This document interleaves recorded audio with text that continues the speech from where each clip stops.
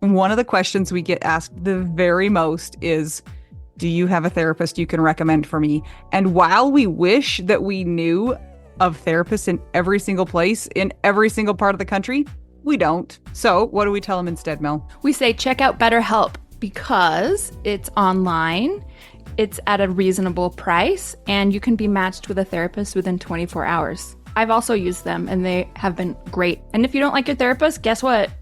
Click, click, and get a new one. Absolutely. It's so hard when you have an in-person therapist, if you're not clicking with them, to cut them off and get a new one. So that's not an issue with BetterHelp. So we always tell people to try BetterHelp. And if you use our promo code, which is trybetterhelp.com/WWDN, you get 10% off your first month. Go ahead and try it out. That's trybetterhelp.com/WWDN. And you know what? I'm a big fan of doing therapy where you don't have to wear pants, but nobody knows about it. Are you wearing pants right now, Mel? I'll see you later. Bye. That's trybetterhelp.com/WWDN.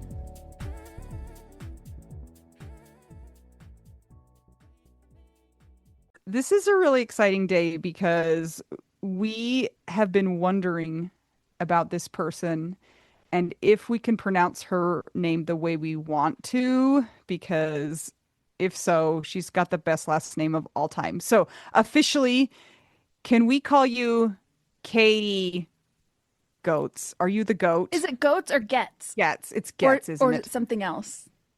Goetz? Well, unfortunately, it is Goetz. I knew it. I have been being called Katie Goetz my whole life, and there is nothing more fun than being called for like party of goats at a restaurant. It's the best. So I answer to either. Because, like goats are cool these days, because if you're the goat, like if you're the goat widow, then that means you're the greatest of all time. So. I say that, what if your name is Katie Gets Goats? Do you have any goats? Ooh. I don't have any goats. And really, my dead husband was the goat getter. Like, he loved getting a goat, like, teasing and like just that, like, he was the goat getter. We need to find all the goat metaphors that we can possibly squeeze out today. That's my goal. Well, Katie, thanks for joining us today. No, thanks for having me. This is round 2 of trying. You were having problems the last time we tried to record, and I think we had to reschedule too, but it turned out okay. I feel like it was us. Both. I think it was mutual. It's not you, it's us. But I think that you were having problems too. Did you have problems? Oh, for sure. Yeah. I have had just the worst teeth luck since getting widowed. Oh man. It's a thing. It is so a thing. It is so a thing. So it is a tooth that like cracked about a month after Alan died, and the dentist was like, boy, it sure seems like you're stressed. You should be less stressed. And I was like, cool idea. That is so neat. So helpful. Thank you. You're like, give me the Valium. It's just been like an ongoing saga. Poor tooth. Did it have to go away? Did your tooth have to get pulled out of your face? Not yet. Okay. So I'm hoping that it stays there forever. Okay. It just got infected, and then my face was like chipmunky, and it was a whole thing, but much recovered now. Anita still has half of a face that's not really working because she had her gum graft, so you guys could be like dentist friends. Mel, I have news about that. Yeah, you ate a hamburger. Yeah, and one of my grafts fell out. Anita! You're going to have to take lessons from Katie on how to like properly do dental aftercare. I'm so mad. She still has her tooth and it's fine. I know. Katie, where do you live? I live in chilly St. Paul, Minnesota. Oh my gosh. Which has been an experience lately. Katie, how old are you? Oh my gosh, that's a good question. I am currently, as of this moment, 42 years old. I love that you threw her that that hard-hitting question, Mel, and she had to stop and think about it. It was a curveball. I know. I really had to take a moment. I was like, I am a certain number of years old, and I'm sure it is a number. It's like the only podcast where those are the hard questions. It's like the hard questions are not, how are you doing after this person died? Or like, are you passively suicidal? It's like, what's your age? How long ago did this happen? In the normal, quote, normal world. Wouldn't be like that. Those ones are too hard. Factual Yes. questions? No, no, no, no, no. Have you always lived in Minnesota? I have always been a Minnesotan. I grew up in a little college town about an hour south of the Twin Cities, and then I moved to the Twin Cities for graduate school. So I've always been a Minnesotan. Do you have like a really warm coat? I have several very warm coats. She's wearing a warm, beautiful scarf right now. Do you have one of those puffy coats that goes like from the top of your head all the way down to the floor? Because I think that's what you need. No, I think the only one that I have stops at about mid-calf, but Okay, you know, that's pretty good, I guess. I have a really important question, specifically Minneapolis question. Have you been to the Mary Tyler Moore statue? oh, absolutely. Next time you go, will you like take a selfie by it and send it to us? I love her Yes, so much. Oh, for sure. I will absolutely do that. that's so fun. I love that you know that's there, How Mel. many people are at that statue throwing a hat in the air? A lot. There's a lot of selfies and posed photography. If you don't know what we're talking about, Me. you need to look up Mary Tyler Moore and the Mary Tyler Moore Show, and you'll understand. And then you need to watch it. It's pretty great. And it was groundbreaking too. It really holds up. Yeah, it's so good. Interview over. Done. Katie, tell us a little bit more about yourself. So I am a research historian. What? I know, I work for a research consulting firm. We're consulting historians. A thing that no one ever believes is a real job, but it is a real job, I promise. What do you research besides history? Like what specifically? What kind of history? I mean, the thing that I like best about it, honestly, is that because I say that I like majored in history and became a historian because no one would let me major in everything, and history was the closest I could get to being able to do anything. Because if I want to do music history or economic history or any kind of history, but then I got this job where we are essentially historians for hire. If you don't have a historian and you need one, you hire my firm, and then I do research on, and mostly I just answer questions. And so whether that question is, can you find me a picture of how these windows looked in 1899? Or what was the weather like in Duluth, Minnesota in 1907? And was it rainy? And I Wow. go find the answers. Okay, I have questions. I have questions. Yes. Does this mean like other podcasts might contact you and say, hey, we need a researcher because we're doing this topic on da da da? Have you done it for podcasts? I don't know that I've ever done one for a podcast, but occasionally we get things so I've done work for law firms that want like me, it's easier for them to have someone on the ground, just like go to the state archives and look things up for them and then take pictures. Or we've gotten hired by, these are the sorts of things that get hired by TV shows. Like if a TV documentary knows they want to include a letter from so and so and it's in the Minnesota Historical Society, they'll just hire a firm and have a historian go look it up for them. I do mostly Minnesota history, but we work all over we just work all over the country. So I never know what the next day is going to be, which is really super great. What are you researching right now? Is it secret? I mean, on some level, it's secret. Weirdly, I do a lot of reading the phone book and tracking down people through like city directories. There's still a phone book? Well, No, there but certainly yes. was in 1940. So I'll be in like small town Minnesota, just like reading the phone book, figuring out who lived where, and whether they moved a lot, what kind of jobs they had. Obviously, like everybody living right now has probably thrown theirs away unless there's some grandmas out there. No, you need to go to my grandpa's gas station because I went in there the other day and he had a stack of phone books and I was like, "Oh my gosh." And so I pulled them out and I was looking through them and I actually brought one home and my kids were like, "What is that?" And I was like, "It's a phone book."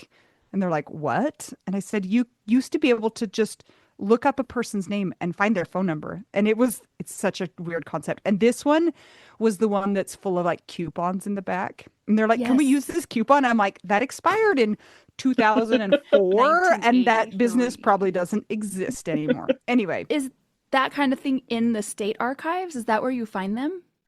I find them in city historical. I mean, sometimes cities have historical museums or counties. the State Historical Society has a big collection of Wow. Like at the items. actual paper book, or are they scanned in? Some of them are scanned, which is makes my job really easy because then I get to look at them like on the Control F. internet from my Yeah. desk, which is super nice. No, but sometimes I am, traipsing out to the wilds of outstate Minnesota and sitting in historical societies with, not to generalize, but usually a bunch of retired ladies who are super excited that I've come to hang out with them. I feel like you've derailed us entirely, Katie, because we're like, what? We just need to know all there is to know about this job. Who cares if Yeah. she's a widow? Tell us about reading the phone book. We've forgotten that we're all widows. Yeah, we're like, what is a widow? I don't know, but can you tell us Do you more? ever do any of the like genealogical research, history type stuff that they're using to catch all the killers right now? I've never done any killer catching, I'm Oh, afraid.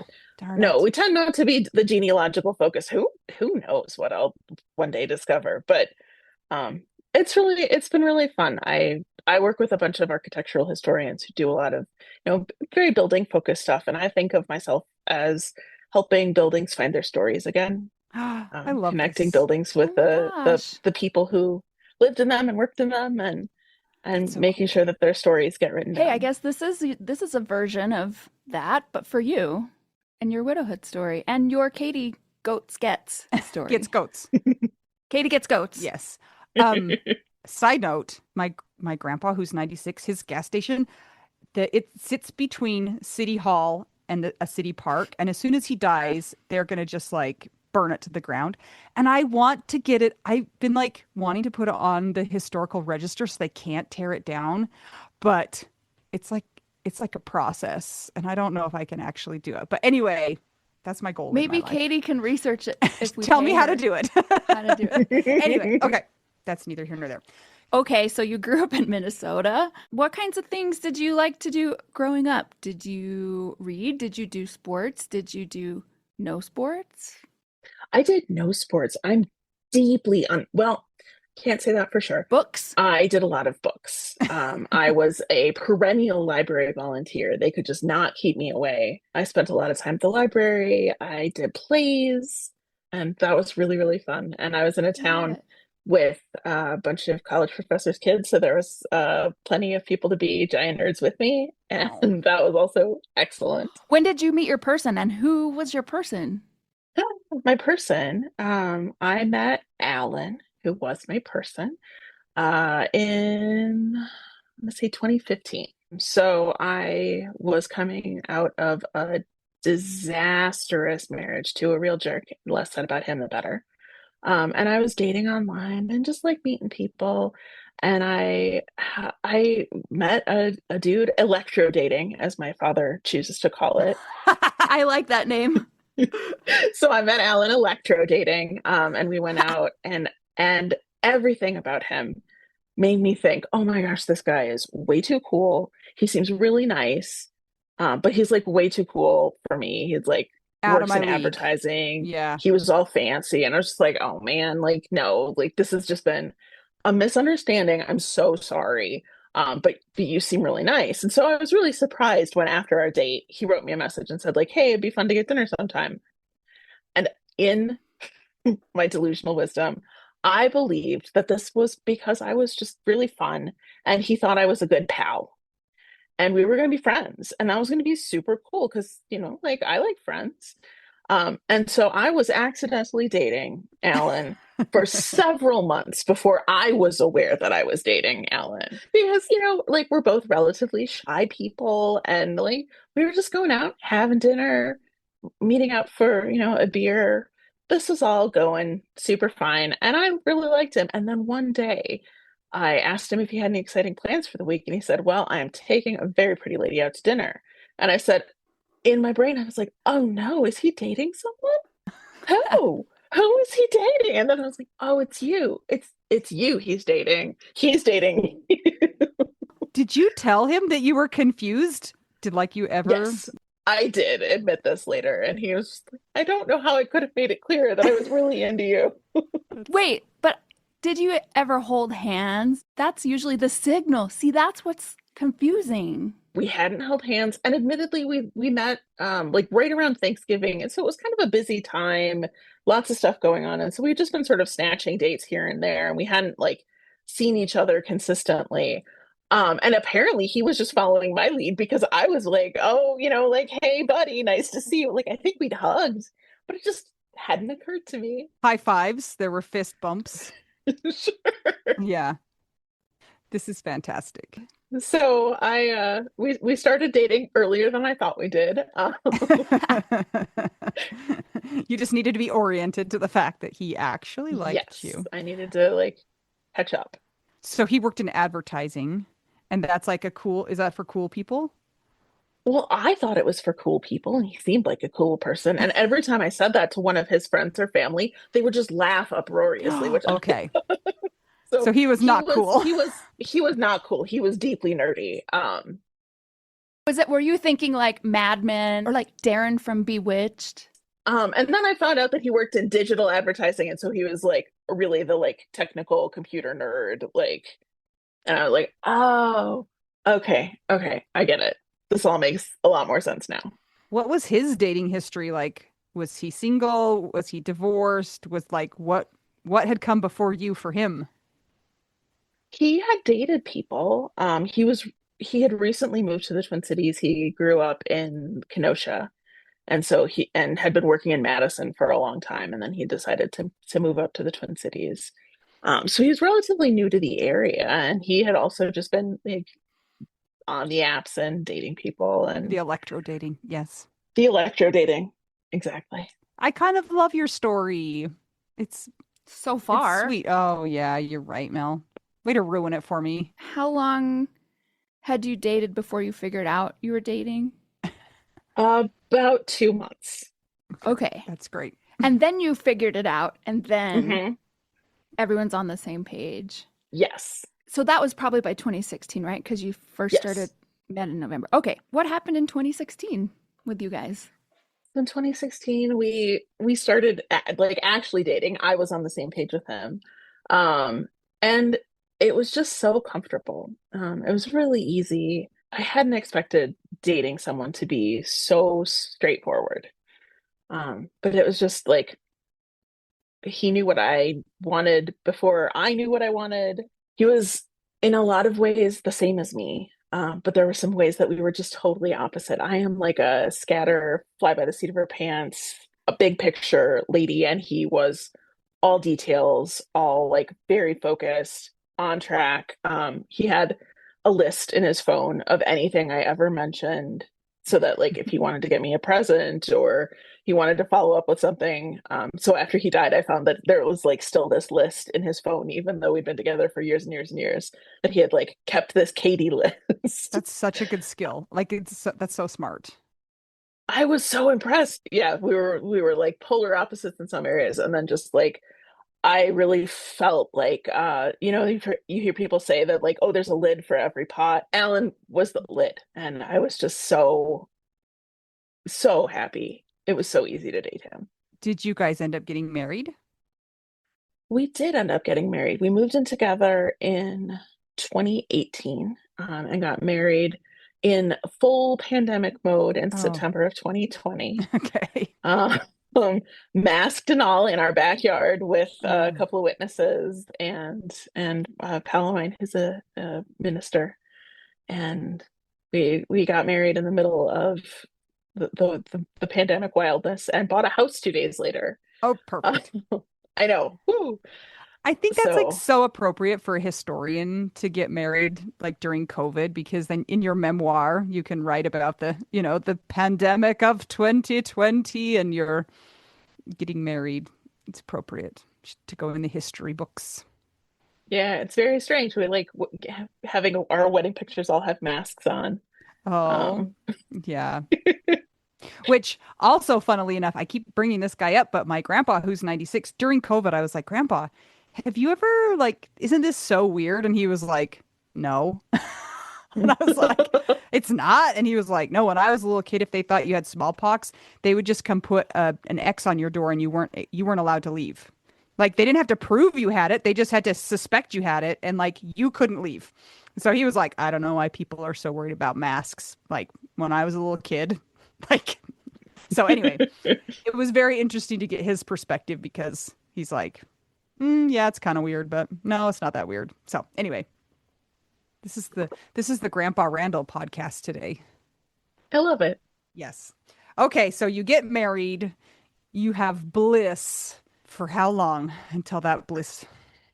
Well, we had bliss until the summer of 2021 when Alan got really sick.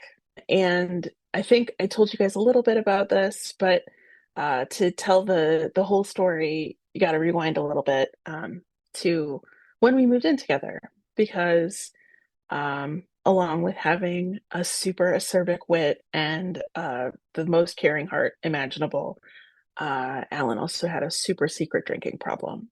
Ooh. So secret that we dated, 2015 apparently, news to me. For 2 months. I've heard it And both ways. 2016, 2017, 2018. And I didn't know. I had no idea that he had a super secret, super big drinking problem. How did you find out? I found out by coming home one day and finding him really like really weird. And he was diabetic. So for me, finding him really weird usually meant like, oh my God, what's your blood sugar doing? Yeah. Like, are you okay? Took him to the hospital and discovered that he had a blood alcohol of 0.4. Whoa. Obviously, having a blood alcohol that high means that and still like walking and talking means that you've got some drinking experience in your past. How? And so Like how was he so sneaky? he was so sneaky. I don't know. He probably should have been working for some sort of like CIA, NSA, yeah. CIA kind of deal because he kept a lid on it. That's And there so have been a couple of crazy. times in the course of our dating that I was like, boy, you seem weird. Like on the phone, you seem a little weird. But, like, I don't know, people have weird off days and, it doesn't seem super strange. But yeah, so we moved in together and I found out that he had a huge drinking problem and it was like and it was an ultra secret for him. Like he really didn't want me to find out. Did he get really, really sick because his liver was saying no me gusta?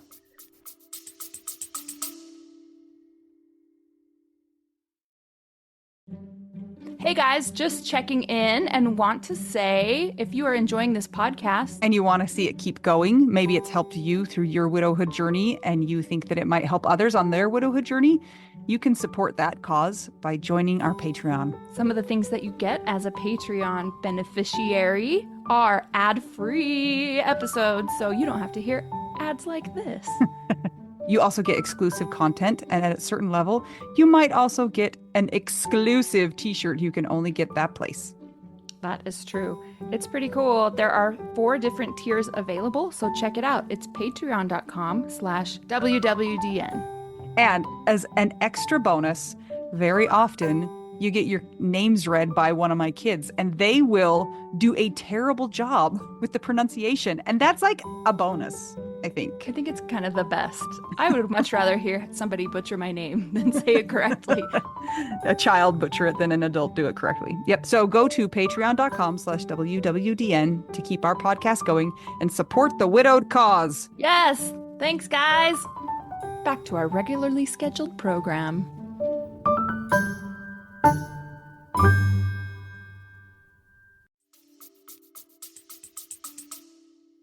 He did. So in 2021, and so like it was really hard. He would be in and out of AA and he struggled with a lot of anxiety that he had never gotten any help with at all. And so for him, like drinking was the solution to anxiety and feeling stress. And so yeah, we like back and forth. And then during the pandemic, things seemed really okay. Like it seemed like he'd gotten his drinking under control and I believed that. And because I was like, we live together, we are together 100%. Like we never go anywhere. But yeah, in 2021 he started getting sick, and eventually it came out that he had been drinking again. He started drinking again during the pandemic again. But yeah, I had to take him to the hospital at the end of July in 2021, and they said like he's in his liver is not doing well and he's not doing well, and that touched off our like 6 months or so of like medical wildness. So that was really an abrupt end to, we, got married, found our house, started like living our married life together in our house, with our tiny dog, and all of our plans. And then it just sort of evaporated. What was his reaction, I guess, to his secret being known at this point with you? How did he interact with you, or was he apologetic, or was he defensive? What was that like? He was always very apologetic, but for him, the secrecy stuff was like really hard to break, and that is one of the things that has been the hardest, honestly, after his death, is like coping with the like level of lying that he was doing just because he really didn't want me to know. He wanted it to be a secret, and then he didn't want me to know because he thought I'd leave, Mm. and that really stressed him out. Did his family know? Oh, that's an interesting question, Oh, Anita. okay. Did his family know? His dad was not in his life because of alcohol use. And he had maternal relatives as well who struggled with alcohol and other substances. But his family, I think, they were all really shocked. And I think there was a sense of like, oh, well, he, of course he drank when he was a young guy, but like, he's got a job, he's got he's got a house, like everything is going okay for him. So he must not be drinking, which was also really hard. Yeah. How did they react? Like, because you have to share, well, you don't have to, but generally, like, hey, I'm dying, right? I mean, I feel like that would be really hard to come clean, so to speak, with like coworkers and family and friends. And like, if you didn't know, I would imagine that he was keeping it a secret from most people. So was everybody just Mhm. like, excuse me, what? Yep, there was a lot of that. A lot of like, excuse me, what? A lot of like certainly his coworkers, like this wasn't a thing that we talked about in great detail at the time, but his coworkers were shocked that he had died. um Mom, because I had been asking like, hey, your mom knows that you're sick, right? And he would say, oh yeah, yeah, yeah, she definitely does. And I'm like, I'm gonna Mm. need you to prove that to me. And eventually I ended up calling just to talk to Sharon and say like, hey, this is what's going on. And she came to visit, and I'm so glad she did, because otherwise I would have had to cold call her and tell her that he had died, and that would have been much, much worse than it already was. How old was he when he died? He was 34. Ah, He was so young, and obviously he was diabetic. He had all the, he had some other areas that contributed to his death. And honestly, I won't ever really know what actually caused his death other than the situation that was he a caused his death. type 1 diabetic or type 2 diabetic? He was both. Okay, he was one of He those like he was one murky. of those strange, murky cases, because he took insulin and also like took type 2 diabetes medication. Doesn't he know you're supposed to be one or the other to make it simpler to talk I about? know. But No, no, apparently not. when you're a super sneaky spy who drinks, you can't be simple. Nope, definitely not. I'm wondering about your level when you found out of how much you blamed yourself. Like, did you go through a lot of those guilt feelings, or were you able to avoid that?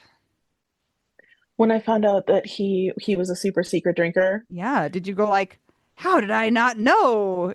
yes, I was so, like I had so much like personal recrimination of like, how did you not know? How like Hmm. how naive or ridiculous, like, oh, why didn't you know? You should have known. Yeah. Like, why can't, like, why didn't you notice this in this person that you love the best? Like, how did you not know?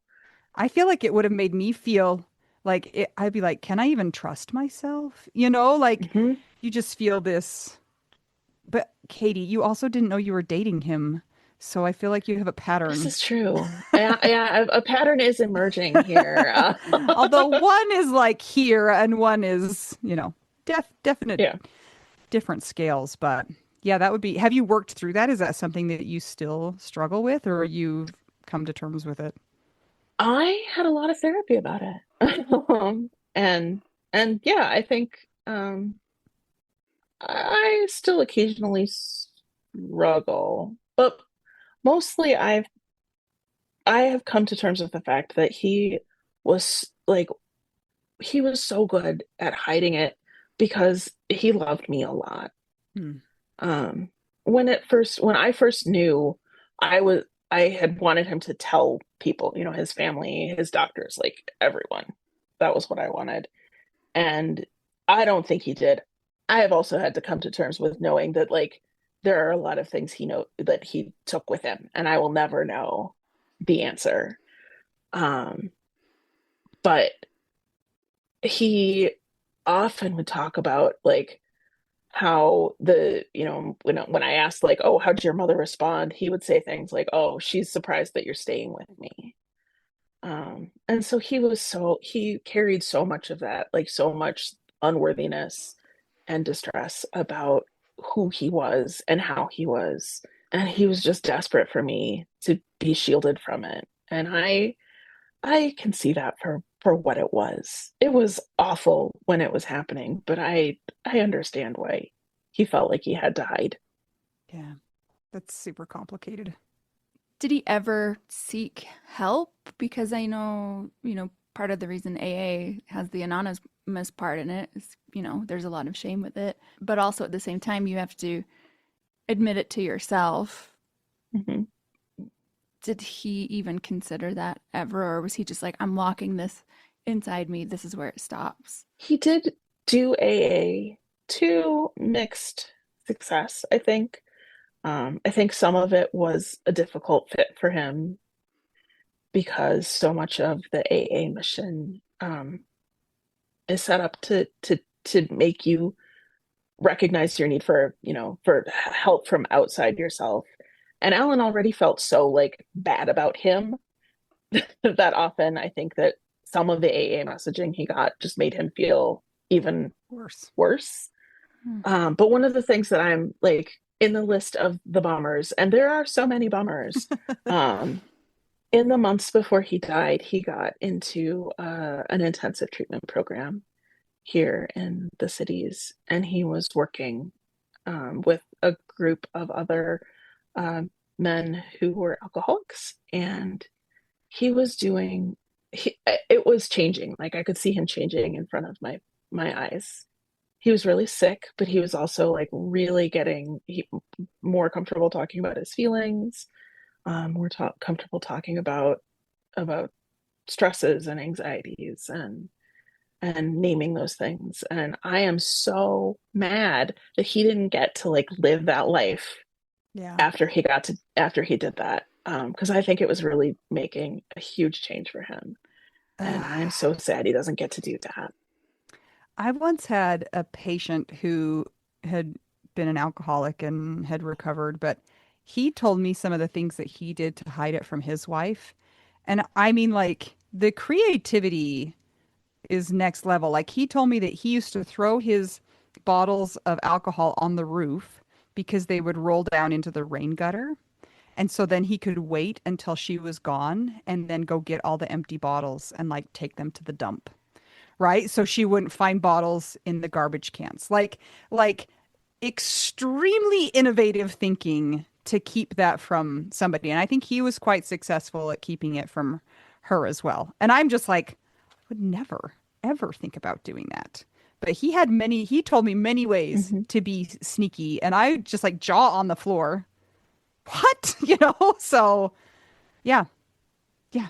Like they say that necessity is the mother of all invention. And And it's true. yeah. Absolutely. Yeah. Absolutely was the case in my situation.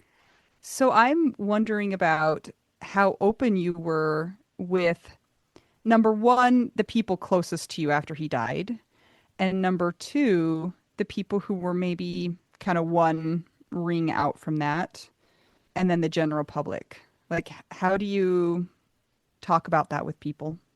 That's a really good question, because it was hard. I had almost sort of absorbed Alan's need for secrecy Right, because in you're a lot almost of ways. honoring what he was doing. Right, Like you don't want to out exactly. somebody like it's their problem, it's their thing. So it's like I want to respect them, even though it's affecting me. Anyway, go ahead. Absolutely. But a thing I decided relatively early in the grief situation was that I believed that Alan had died because of secrets, and I wasn't going to keep secrets anymore, that there weren't going to be secrets about this. And that's not to say that everybody got the whole story, especially like as widows yourselves, you know that there are people who are actively like wanting to connect with you and support you. And then there are just like grief looky loos Yeah. who just like need to know the details because they want to or need to or whatever. And so like the general public did not get the full story, but I was pretty open from the get-go about how and why he died, because I felt like I can't have there be like this can't be a secret anymore. It can't be a thing that we like sweep under the rug or, like try to cover our eyes and avoid. Do you feel mad at him for leaving you to do that? Like I'd be so Yes. annoyed. Like this was your secret, and I'm the one who has to deal with the annoying aftermath. Not annoying, that's not the right word, but the Yup. Oh, sometimes I am furious. And in fact, like right before we are having this conversation today, I like walked across the living room, looked over at his urn, and was just like, "Man, I know that you would not like this, and I am so sorry. But like, if you didn't want me to do this, you shouldn't have died. Yep. Um, sorry, man. I know this is not your favorite, but I think it is important." yeah. Have you connected with people who have had a similar story? I have with a few, and it's been really helpful.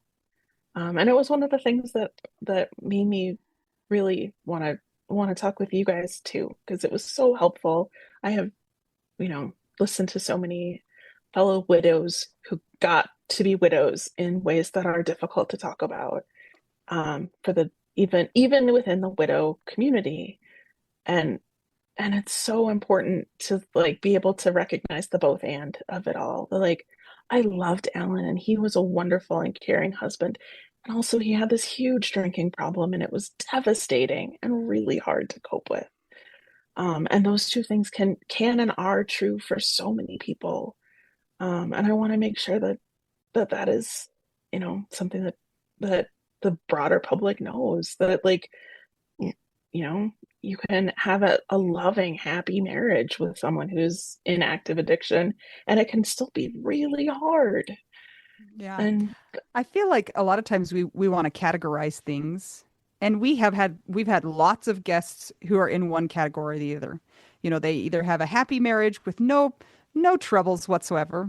I'm being facetious, but like fairly straightforward problems, and then you have somebody who's in a marriage with addiction involved, and it's like the whole thing was terrible. They were abusive. And it's like there's also this middle ground, like you said, where you do have a happy marriage and you also have this really hard addiction issue, and it's not one or the other.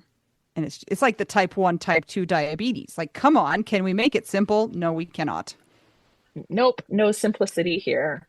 Also, Yes. when did you tell us when he died? Oh, maybe I didn't. I can't I think remember. you said 6 months. He had Oh, six that's months and it true. was 2022, right? Yep, it was January 2022. Okay. Thank that you. he died. So still sort of pandemic-y, but kind of like emerging out of the pandemic. Is that what the Yeah, time frame he, I was? mean, well, he died in the big Omicron wave, so we ended up not having, I mean, I just had his immediate family come up. And so we didn't end up having a funeral or a memorial service until So later. your wedding and your funeral were ruined by COVID. I know. This Oh is true. my gosh. Yes. Absolutely true. So since 2022, you've been in the dumbest club ever, Widowhood. So that's been 4 years. About, Yep, just right? 4 years. Mhm. Okay. This is the broadest question, but how's that been going for you? Like, obviously, we know it's really crappy, but there's a lot to sort through there. And I know you said that you've been doing some therapy around it and um, sometimes connecting with some other widows. But are there some things that have come up in your healing process that you maybe wouldn't have discovered otherwise? I think that the healing process for me, at least, has been um, frustratingly nonlinear. I realized some point in the first year of widowhood that I was trying to like do a really good job. Like I was trying to widow really well. Yes. And like I wanted to do it. I wanted to like be a great widow. A plus. She wanted the A plus, 4.0 I widow. wanted that A plus for widowing. And it occurred to me at some point, like, what will the end result be if you widow? Like the if you be the best widow you can be? Like what like it's not gonna bring your they don't like give you back your husband if you do like a really good Yeah. so I think that that was like an exercise in figuring out how to do it badly, how to just like be where I was. And, you know, like if sometimes the answer was like, I am going to cry while I push a shopping cart up and down the aisles and get the groceries I need to get, like, man, that's what it's going to be. I specifically got a couple of very excellent widow shirts so that I could wear them around. And I remember I got the my husband died, that's why I'm like this shirt. And I would wear that around when I like did my weekend chores. And my mom saw it and just recoiled and she's like, don't you think that's going to like make people feel uncomfortable? I was like, yeah, I I kind of don't hope so. care. Like that's the point. I do not need another man at the hardware store to be like, oh, you didn't send, you know, your husband sent you down here for this. Like, no, man, he died. I don't know. Under terrible circumstances in our marriage, it was a little bit tricky. Okay, sir. Thank you so much.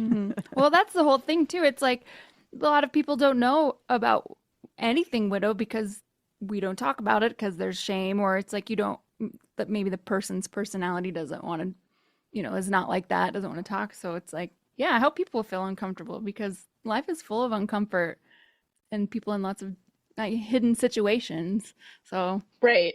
Okay, so I feel like you're a historian, and I feel like in the olden days, all the husbands died.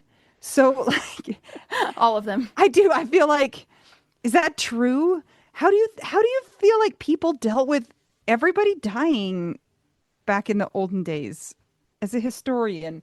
Yeah, have you researched that? I have a little bit. Okay. I have I have thought about this a lot. And the answer is, of course, in the past, people had a really different relationship with death because death was a thing that did happen to more people more often. I think now in the current day and age, like without an explanation, like they had an illness or, you know, some sort of tragedy befell them. There's kind of the assumption that like people will live until they're old people. And that certainly wasn't true in the past. But yeah, I still remember, I can't remember who because widow brain. I was talking to someone on the Facebook group and they were feeling really bad for not wanting to date. And the way that I responded was like you know, like, oh no, I definitely feel you. I haven't dated and I don't want to date anyone. So like that's totally normal. And then I followed up with like, you know, this is historically super normal as well. There are like people have responded to a widowing in lots and lots of different ways historically over time. Like there's the case of Jane Austen's older sister, Cassandra, who was engaged to a nice fella that she really liked, and he went off to the West Indies to make his fortune so that he could marry her, and he died. And she, even though they had not been married, she styled herself as a widow for the rest of her life. She never, at least as far as we know from the historical record, showed any signs of being anything other than like committed to being his widow. And, you also have people who get married again right away for practical, logistical reasons or because that's what they wanted to do. So people have historically also really responded to widowhood in this, I don't know, the same sort of range of ways that people do now. And, with big feelings and everything. That's so interesting. I wonder if Jane Austen's sister went through the blogging period. I hope so. I think it would have helped. Dear diary, I am still a widow. It's dumb. This is the worst. This is the worst. That's actually super interesting to have that perspective. So thanks for sharing that. Mel is also loves the historical widow stories. I do. And I like to see that even though people are from different time periods, that humans are still humans. Mhm. That's what it tells us. It's like, well, you're never going to cure this widowhood thing. It's not like that. So that part is good because, we're always looking, well, how can we shorten this and how can we do this better or whatever? How can we widow differently? It's like, well, we people are still people and we have bodies and we have brains and emotions and feelings. And yeah, I enjoy seeing, not enjoy, like I love that there was death and widowhood, but yeah, that kind of thing makes me feel more connected to humanity. And it's like, yeah, those people back then, they're just like us. They just had different clothes and no blogs. Absolutely. And like people also still felt discomfort with the widowed. One of the things I was not always a random building historian. I did my PhD thesis on the material cultures of young womanhood in early America, essentially teen girls and their stuff. But I did end up reading the diary of of Abigail Adams' niece, Betsy. Oh, And Betsy Cranch was a lovely girl, and she had a diary, and she kept her diary when she was engaged to a guy that she loved. And then he died, and she wrote diary entries about that. it was the blog of And the time. and a descendant of hers blacked out a lot of the text. Oh. No. Um, which then, like long before my widowing of any kind, I felt so mad because I was like, like, how dare you? Like, yes, she went on and married some other guy and had a family and a life, but like, don't take away that part of her that like Because it makes you feel lost someone uncomfortable. because it makes you feel Yeah. weird that your grandma had a significant other before your grandfather. And so that like Wow. discomfort still also exists in this woman expressing the grief over the loss of this person she loved. Um, so, people are people, and that is remarkably consistent through time. So, Katie, you're 4 years in, what things make you feel like you want to be alive or make you look forward to the future? Are you at that point? Do you have those feelings? Ew. I did not know that those were going to come back. I was a little concerned there. And I am so grateful that I found you all relatively early in the widowhood journey. I think within the first week of my widowhood, I was like in my podcast app being like, Yeah. widow? Um, like I don't know how to deal with this. And was desperate to talk to other widows.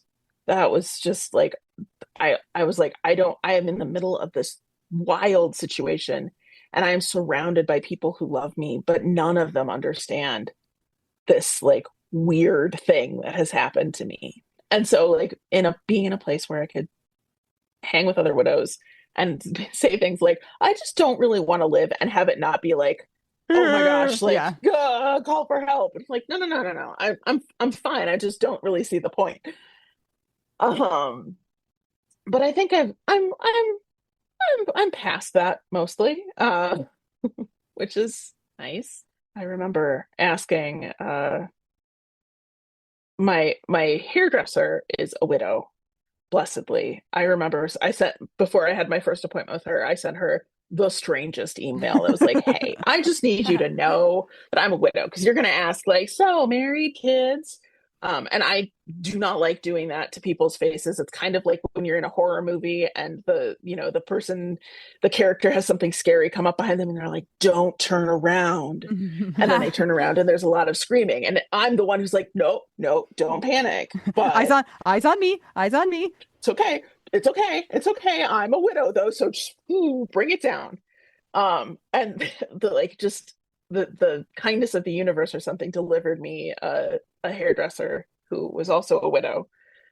And I explained that I was, I don't know, 5 months out at the time or whatever. And I was thinking like 5 months, yeah, like this has got to get better at some point soon, right? Like soon, soon.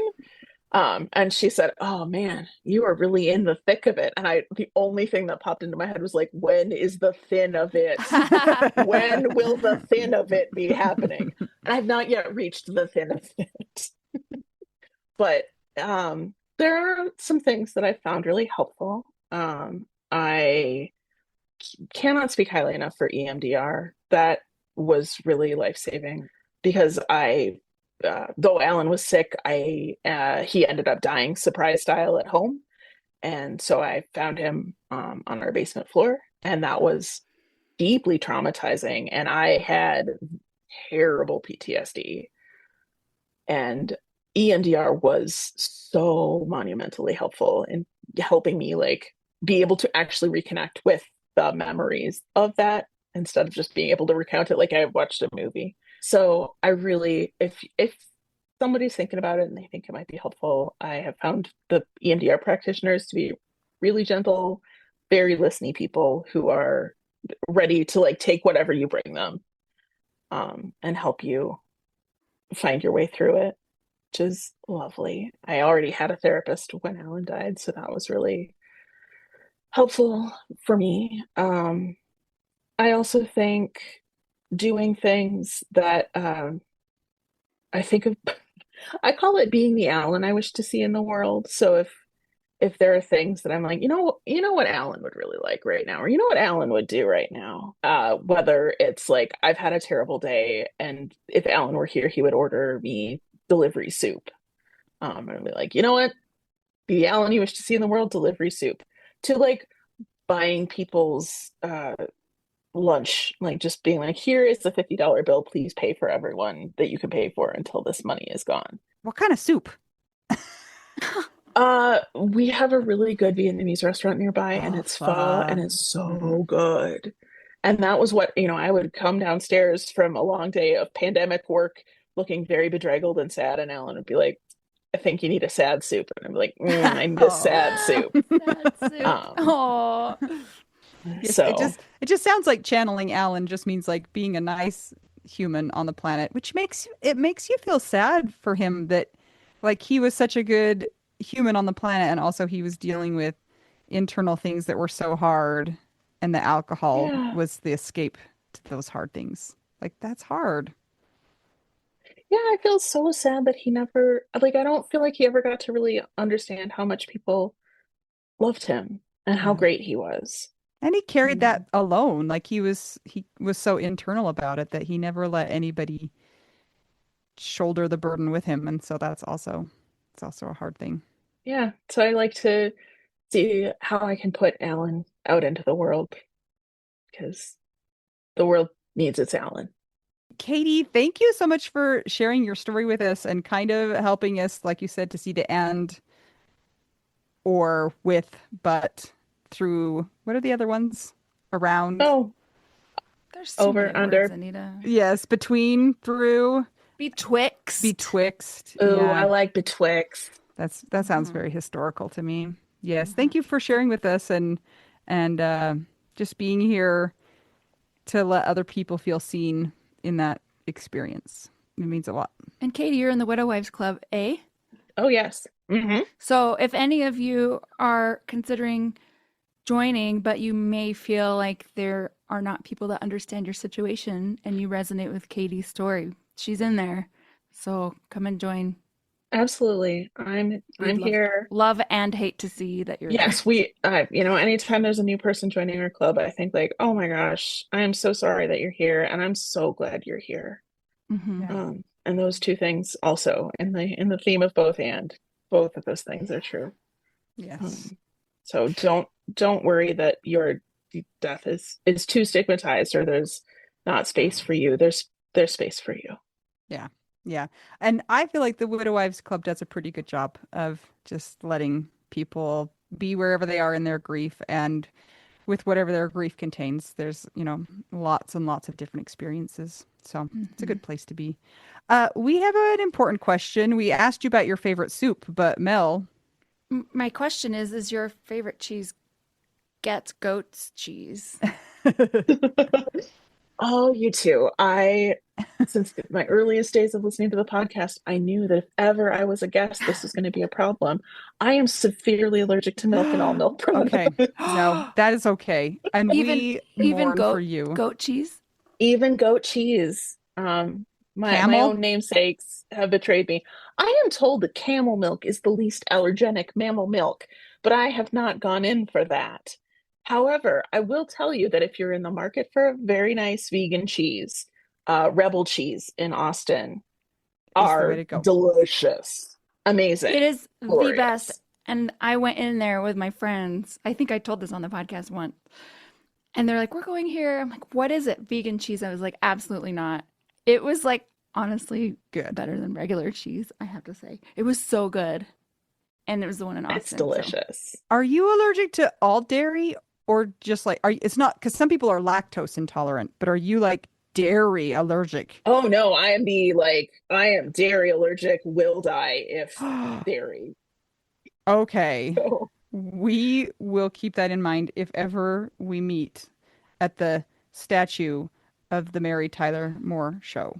Absolutely. We will not bring cheese. Okay. No, we'll bring Rebel cheese. We'll bring Rebel cheese. Thank you so much, Katie. We hope everybody listening has enjoyed her story. Make sure to check out our Patreon if you're interested in keeping the podcast going. It's patreon.com/WWDN. If you'd like to buy us Rebel cheese so we can give some to Katie so we don't kill her, go to buymeacoffee.com/widowwedonoww. And we always like a nice rating and review on Apple Podcasts and Spotify. And you can follow us on YouTube as well. Yep. And until we get to talk to you again, I'm Anita. I'm Mel. I'm Katie. And we are just two young widows and one of the goatest widows of all time who can't be near goats. And we're all just trying to figure out, widow, we do now.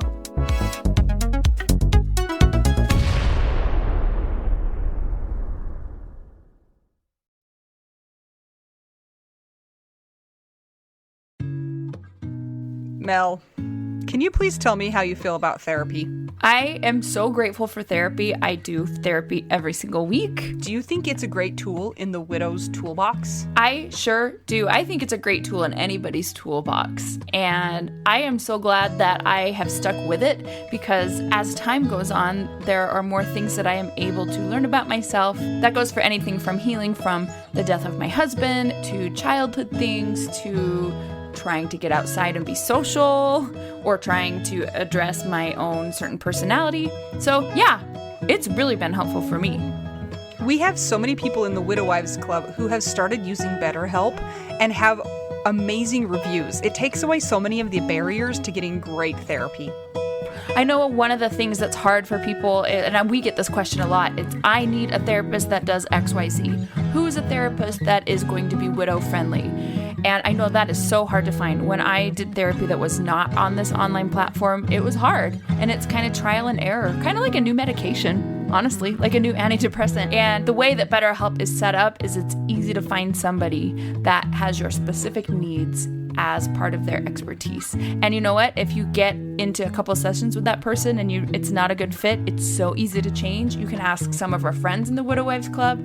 They've changed therapists and gotten one that has been a better fit for them. Well, a lot of them are lucky with who they get first time. I am so grateful for mine. I love her so much, and it's literally changed my life for the better. This is amazing. So if you guys are wanting to add therapy to your toolbox or need a change in who you're seeing right now, consider checking out BetterHelp. They're one of our sponsors. If you go to trybetterhelp.com/WWDN, you get 10% off your first month of therapy if you sign up with BetterHelp. And let me tell you, the day that I was in the hospital with my dad when he was dying, I was able to instant message with my therapist, and she checked on me all throughout the week. And I was not available for video sessions for a lot of those times because there were things we were dealing with, like mortuary stuff, and I was still able to be in contact with her. So they're very, very responsive, caring. It's such a great platform, and I recommend it to anybody who is looking for therapy. Once again, it's trybetterhelp.com/WWDN. And that's for 10% off your first month of online therapy. You don't even have to wear pants, Mel. I know this. First-hand experience. You can even wear a onesie. Or a twosie. Ooh, scary. All right, bye!